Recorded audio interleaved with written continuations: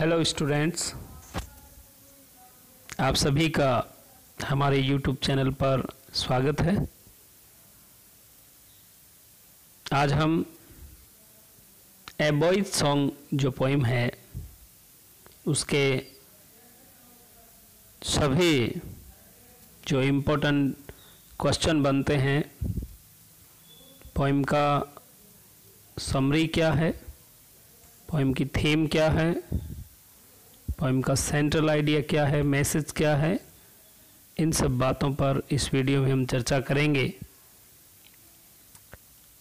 इस पोइम का हिंदी ट्रांसलेशन और एक्सप्लेनेशन मैं इससे पहले वाली वीडियो में कर चुका हूँ, तो आज हम इस पोइम के जितने भी इम्पोर्टेंट क्वेश्चन बनते हैं उन सभी के बारे में चर्चा करेंगे।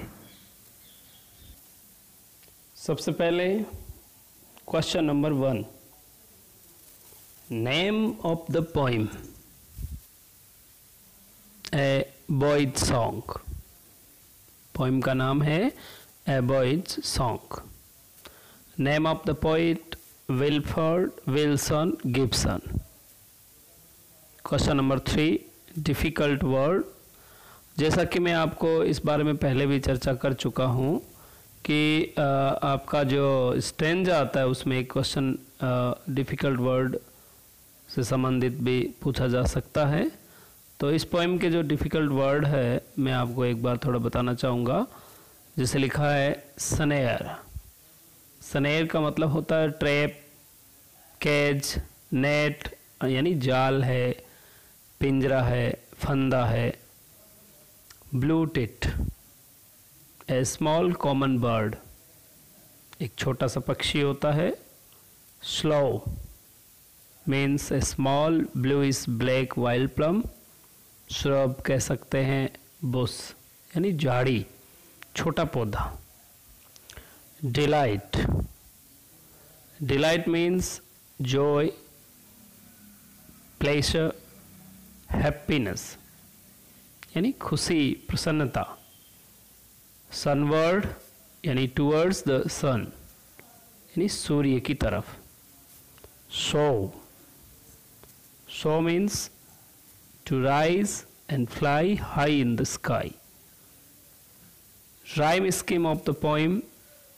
इस पोइम की राइम स्कीम क्या है? तो इस पोइम की राइम स्कीम है A B, A B, C D, C D, E F, E F. Figure of speech यानी इस पोइम में कौन कौन से अलंकार प्रयुक्त किए गए हैं। तो इस पोइम की एक लाइन है, but leave them flying free. इसमें जो फ्लाइंग फ्री जो शब्द लिखे हुए हैं, इसमें एफ एफ की आवृत्ति हुई है लगातार। जब किन्हीं दो या दो से अधिक कॉन्सोनेंट साउंड रिपीट होते हैं किसी लाइन में बार बार, तो वहाँ पर अनुप्रास अलंकार होता है, और अनुप्रास अलंकार को ही इंग्लिश में अलिट्रेशन कहते हैं। एलिट्रेशन। क्वेश्चन नंबर 6, अब हम स्टैंजा वाइज जो इसके अंदर इम्पोर्टेंट क्वेश्चन बनते हैं उनके बारे में चर्चा करते हैं। Who does not set any snare for the birds? Who माने कौन, does not set नहीं लगाता है, any snare मन कोई जाल, for the birds मन पक्षियों के लिए। पक्षियों के लिए कोई जाल कौन नहीं लगाता है, कौन नहीं बिछाता है? तो आंसर है who की जगह हम the poet लिख देंगे। The poet does not set any snare for the bird. Question number 7, Why does the poet not set any snare for the birds? अब प्रश्न ये बनता है कि कवि पक्षियों के लिए कोई जाल क्यों नहीं बिछाता है। The poet does not set any snare for the birds because the poet loves the freedom for wild animals. क्योंकि कवि वाइल्ड जो एनिमल्स होते हैं उनकी फ्रीडम को बहुत प्रेम करता है। He is a lover of nature वह प्रकृति का प्रेमी है। The poet wants to say that, कवि ये कहना चाहता है कि every bird should have the right to fly freely in the sky, कि प्रत्येक पक्षी के पास आसमान में स्वतंत्रता से उड़ने का अधिकार होना चाहिए। RIGST, राइट मीन्स अधिकार। Question number 8, very important question of this poem. Why do all the birds belong to the poet? सभी पक्षी कवि से संबंधित क्यों हैं, या सभी पक्षी कवि के ही क्यों हैं? आंसर है all the birds belong to the poet because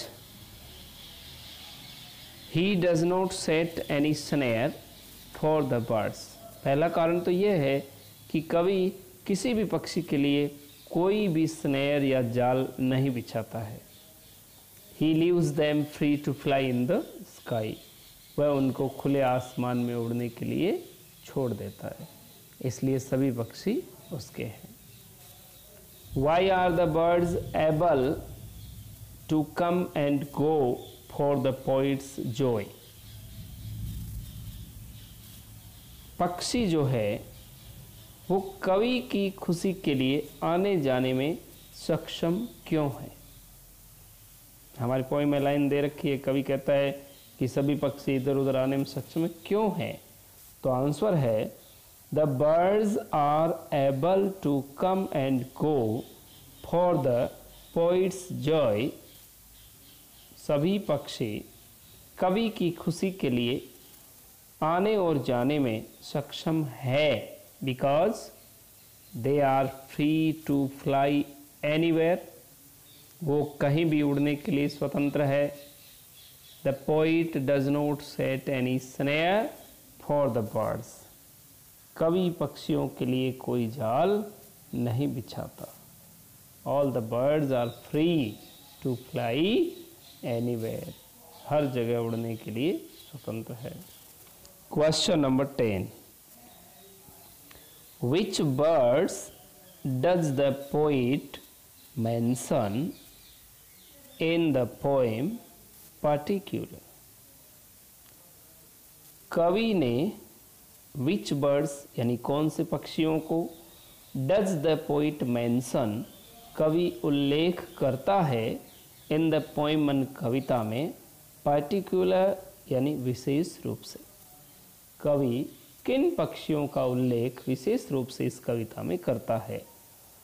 तो आपने जब पोएम सुनी थी तब भी ध्यान दिया होगा। इन the poem the poet mention the blue tit and the eagle birds in particular. कवि इस कविता में ब्लू टिट और जो ईगल पक्षी है उनको विशेष रूप से मेंशन करता है। अब इनको किस रेफरेंस में करता है वो भी देख लीजिए।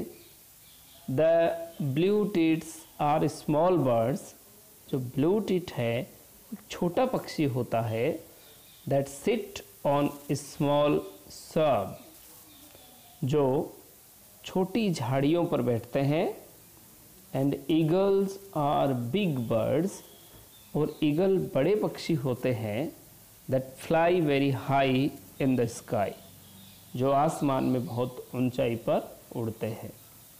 Question number 11, what does the expression sunward way in the poem mean? इस कविता में एक शब्द लिखा है सनवर्ड वे, इसका क्या मतलब है?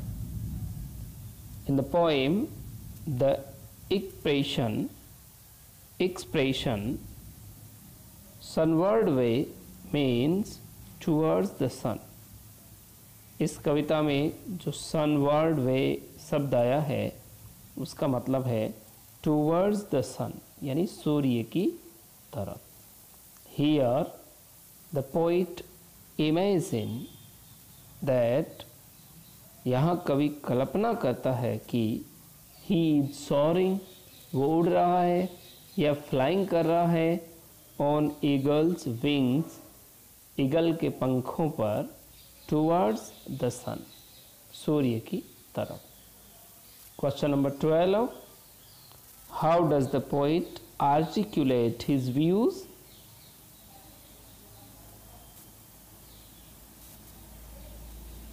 How does the poet articulate his views on the birds in the poem A Boy's Song?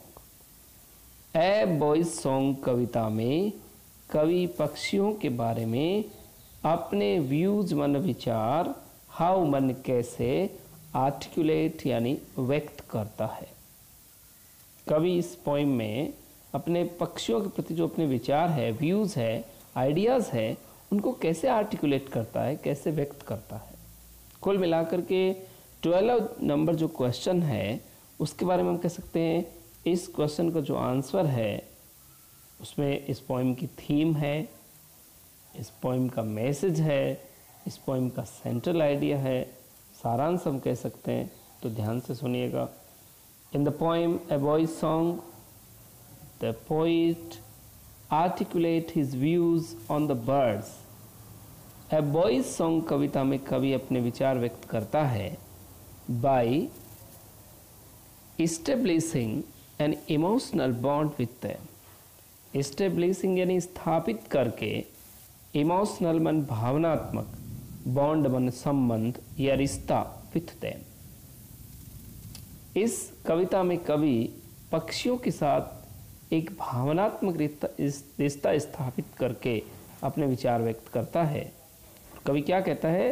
कवि कहता है like man birds are also important manifestation of life. Like man मनुष्य की तरह, बर्ड्स मन पक्षी, आर मन है, ऑल्सो मन भी, इम्पोर्टेंट यानी महत्वपूर्ण, मैनिफेस्टेशन मन प्रमाण, ऑफ लाइफ मन जीवन का।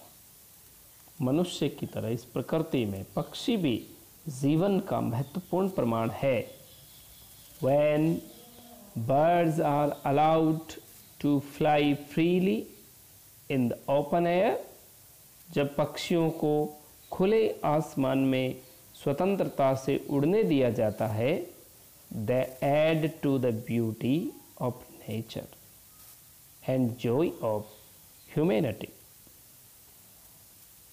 जब पक्षियों को खुले आसमान में स्वतंत्रता से उड़ने दिया जाता है तो वे एड मन जोड़ देते हैं, वृद्धि करते हैं किसमें? द ब्यूटी ऑफ नेचर, प्रकृति की सुंदरता में, एंड जॉय ऑफ ह्यूमैनिटी अर्थात मानवता की प्रसन्नता को और प्रकृति की सुंदरता में वृद्धि करते हैं।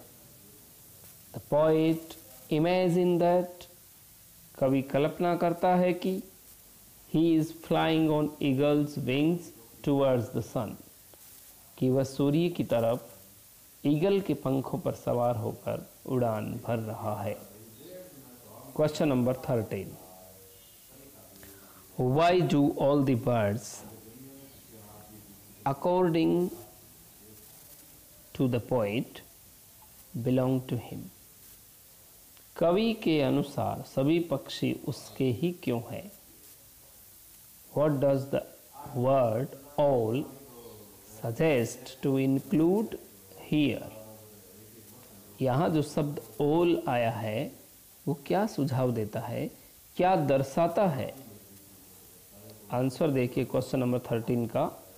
अकॉर्डिंग टू द पोएट, कवि के अनुसार, all the birds belong to him, सभी पक्षी उससे संबंधित है।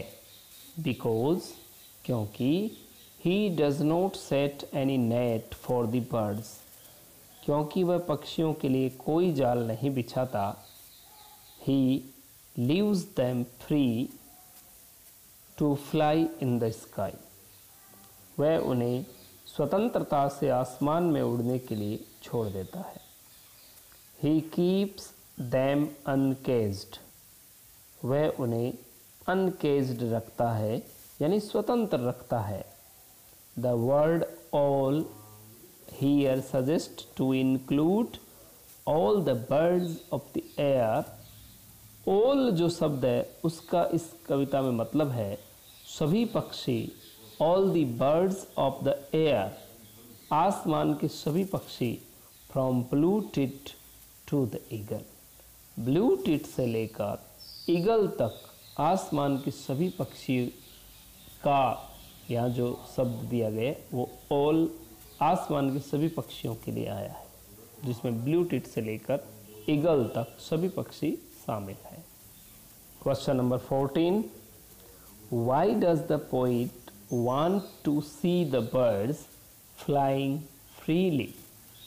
कवि पक्षियों को स्वतंत्रता से उड़ते हुए क्यों देखना चाहता है? The poet is a great lover of complete freedom of birds.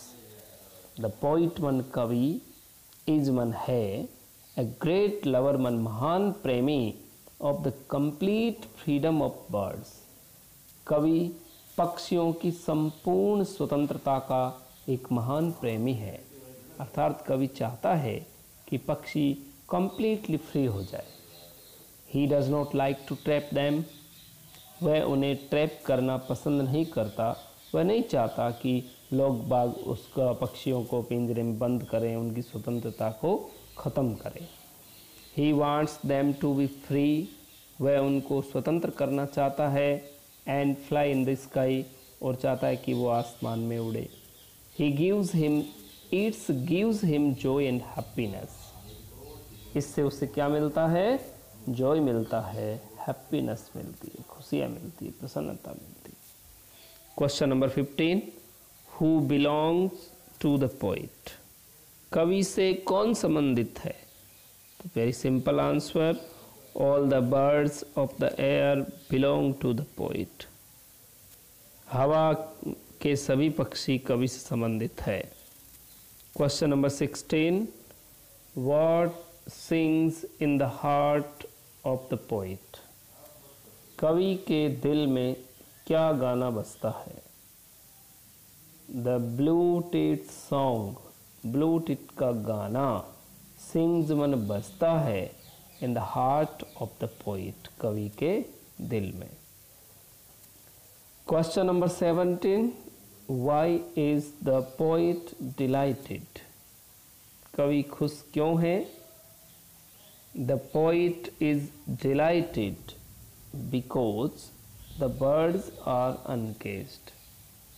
Simple सी बात है कि पक्षी है वो अनकेज्ड है, या हम लिख सकते हैं the birds are free to fly in the open sky, they can come and go freely, वे स्वतंत्रतापूर्वक आ जा सकते हैं।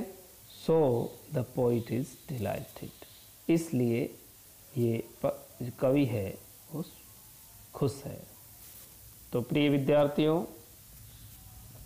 आपने इस वीडियो में 12th क्लास की पोएम सेकंड ए बॉयज सॉन्ग के सभी इम्पोर्टेंट क्वेश्चन के बारे में सुना। उम्मीद है कि आपको पोएम समझ में आई होगी। इस पोएम को आप इस वीडियो में देखने के पश्चात ये जितने भी क्वेश्चन मैंने आपको इस वीडियो में समझाए हैं उन सभी की आप PDF फाइल डाउनलोड कर सकते हैं डिस्क्रिप्शन में दिए गए लिंक से। अगले वीडियो में हम एक और पोएम पढ़ेंगे।